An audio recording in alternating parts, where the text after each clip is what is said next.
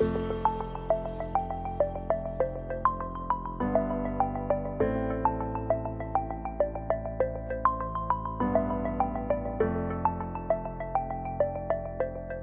evidence for climate change now is absolutely overwhelming. Scientists have known since the 90s, and even before that, the planet was warming and the impact on weather systems was becoming more and more profound. But we're actually starting to see it now. It's not just the actions of people like the amazing Greta Thunberg. We're seeing it in the exacerbation of all the natural weather events. The UK temperature has gone up by over a degree. And that means for us, we're having warmer winters, we're having wetter summers. And certainly when it rains with much greater intensity. And so I think people are now palpably seeing the impact of climate change, and that's where businesses come in. We have great resources and understanding, and the products and the services and the tools and the actions to start to make a real difference. And certainly from a Marshall's perspective, we've been on this sustainability journey for the best part of 20 years and have been tackling climate change in earnest since around 2004, which is actually when we published our first carbon numbers. So really understanding the link between carbon emissions and climate change, we've been living it for, like I said, the best part of 20 years and taking real action. The role of governments is a really interesting one. Certainly the UK government were pioneering back in 2008 with the UK Climate Act and got the various commitments to net zero by 2050 and the very recent commitment to 2035. And they can set the overall framework and the direction of travel, but they're usually light on detail. And again, that's where businesses and us as individuals need to step up, and we've got to take control of the energy and the fossil fuels that we use, and therefore the emissions that are as a result of us living our lives. The government also have been very encouraging of mandatory carbon reporting, which I think is absolutely essential. I'm a great proponent of standards and transparency in reporting, and some of that was encouraged recently at the G7 meeting, but the activities like the TCFD, the Task Force for Climate-Related Financial Disclosures, requiring all listed companies to report transparently on their carbon emissions, is a great start. But it's like with all these things, just saying what you've got or what your impact is the very start of the journey. The real work is about how you're going to reduce the impact of those carbon emissions.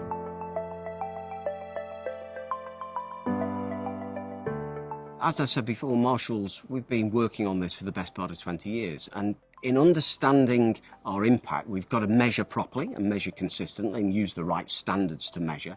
And we need to do that at a corporate level, and then we need to do that at a product level.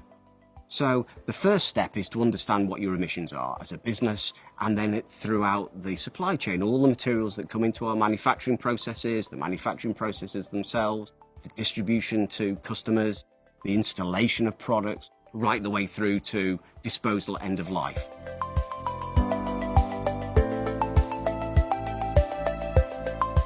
So back in around 2007, 2008, we started working with the Carbon Trust. And that was around the creation of a new standard for the calculation of product carbon footprints using a cradle-to-grave methodology and allowing people to view a product's impact from the very start of all of its materials right to the very end, and allow comparison between products and against different products in all sorts of different sectors. And that's allowed us to really understand where emissions are created and therefore what we have to do to remove those emissions.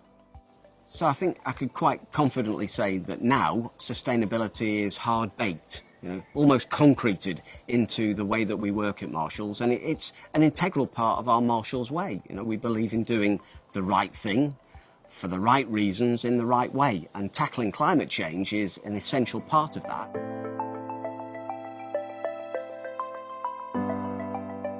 What businesses now need to do is potentially stop just making commitments into the future and actually start delivering. And one of the things I've been very keen at Marshalls to ensure is that the things that we say we're going to do, we actually do, and then that we report on them. So we said we were going to reduce our corporate footprint, the total amount of carbon emissions from our business. So against the 2008 start point of when the UK Climate Act came in to last year, we'd reduced the total amount of emissions as the business by 50%. And that flows through into our product carbon footprints as well. I mean, some of our concrete block paving products now have 60% less cement in them. And all of that starts to build, I think, into an issue of trust and credibility, because we're setting targets, and the more we think about those targets, the more we think that they have to be validated.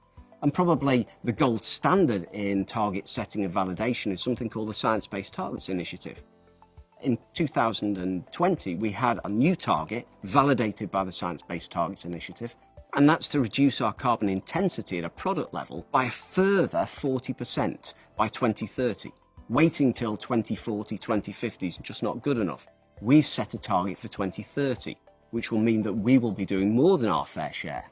And a lot of that is reflected then in how companies and others see us. And I was absolutely delighted recently to have been recognised by the FT being one of Europe's climate leaders. And it's great to get that acknowledgement, but it really does show that companies have a long way to go.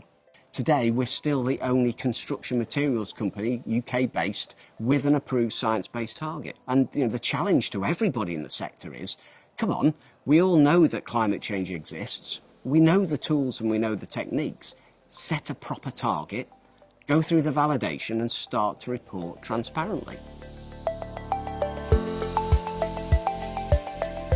One of the things I've been most keen of throughout this whole sustainability and carbon reduction journey is that we need to give our customers really good, transparent, validated information upon which they can make informed choices. And I'm quite open to somebody coming along and having a product that's got a lower carbon footprint than we do. If that's the reality based on the validated data they've got, then that's a really good challenge, and boy, we will take that challenge on board. But we've got to give customers the right information to make a choice. The choice of a product that they put into their scheme, that creation of what we would call a better space using a Marshall's product, that's got a 50 to 100 year life. So making the right choice now is absolutely essential.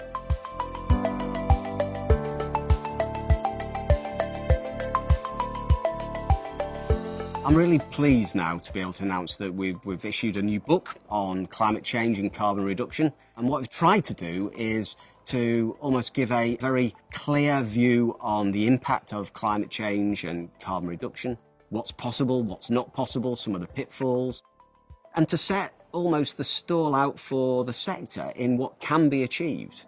Part of the learnings that we've been on through this whole almost 20-year journey, I want to be able to share those because climate change is something that's affecting us all. The more we can do to share the message and share what works and potentially what doesn't work, the better.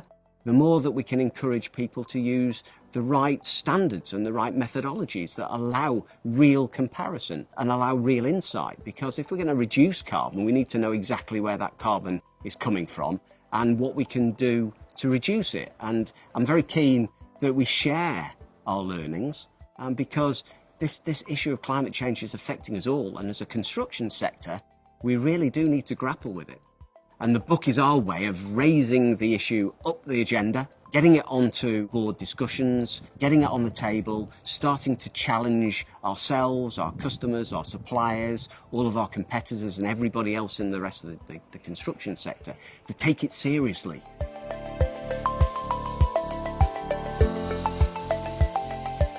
What I'm really hoping with the book is that everybody across the construction sector will have a look at it, will hopefully be inspired, will see that it's possible and start to take action. I mean, one of the sad realities is that as a sector, carbon emissions have actually gone up since 1990. They've gone up by almost half in a time when they should be coming down.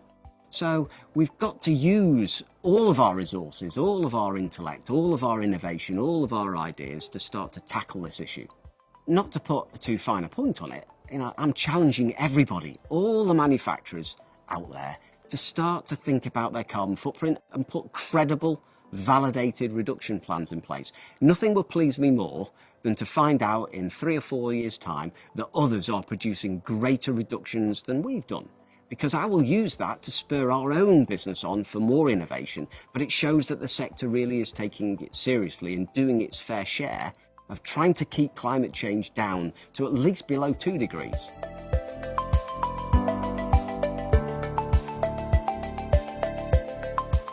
When I'm thinking about the future, I think it would be very easy for me to sit here and just rest on our laurels. You know, a 50% reduction since 2008 stands out against a sector that's gone up by 50%.